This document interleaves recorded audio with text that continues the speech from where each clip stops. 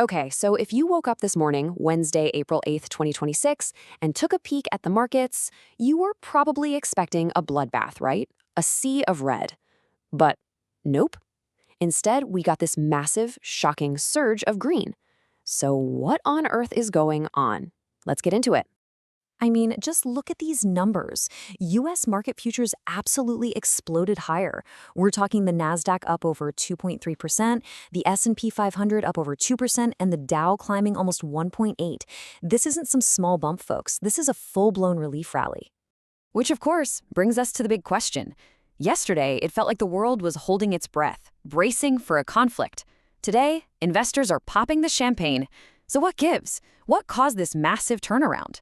Well, the answer isn't in a spreadsheet. It's in geopolitics.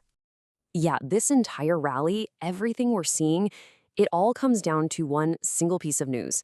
A diplomatic breakthrough that was, frankly, completely unexpected. It basically pulled the world back from the brink. That's right. We were literally just hours away from President Trump's self-imposed 8 p.m. deadline for military action.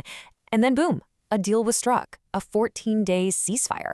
I mean, you can't get more last minute than this. It was practically a last-second save, and it changed absolutely everything. Now, to really get why this is such a gigantic deal, you have to understand this one specific spot on the map, this Strait of Hormuz. Think of it like a vital artery for the entire global economy. It's the world's most important oil choke point, period. And this is the heart of the good news. The ceasefire deal means this crucial passage is reopening. That physical blockade that was threatening to just strangle the world's energy supply, it's gone.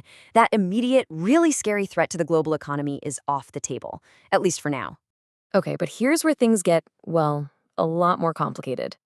Because while the rest of the world is breathing this huge sigh of relief, the US and Iran are telling two totally different stories about what they actually agreed to. So on the US side, the message is pretty clear and, triumphant. President Trump is framing this as a total win. He's talking about a complete, immediate, and safe opening. The subtext is simple. We won. Everything's back to normal. But then you look at what's coming out of Tehran, and it's a completely different tune. The Iranian Foreign Minister Abbas Araghchi is using much more careful language. He's calling it a controlled passage under the oversight of the Iranian armed forces. That does not sound like a total, wide-open reopening, does it? It sounds a lot more like a temporary, conditional thing. And this table just lays it all out, side by side. It's kind of wild. On the status, the US says complete opening. Iran says controlled passage. The reason it happened? The US says Iran caved to a deadline. Iran says the US accepted their 10-point plan. Even the duration. Is it a bombing suspension or a pause for peace talks? It's so clear they are selling two completely different versions of this deal back home. And just to add another layer of complexity here, Iran is making sure to credit Pakistan for mediating the deal, framing it as a humanitarian effort. Meanwhile, the US is just sticking to its guns, saying their deadline is what forced Iran's hand. It's a textbook case of both sides trying to claim victory. So you see all this conflicting spin, right? And you're probably wondering, why on earth is the market so happy then? Well, it's because when it comes to the market, investors are looking at this in a much, much simpler way. And here's the key takeaway for the rally. The market just doesn't care about the political noise. For traders, for investors, the whole who won, who lost debate, it's irrelevant.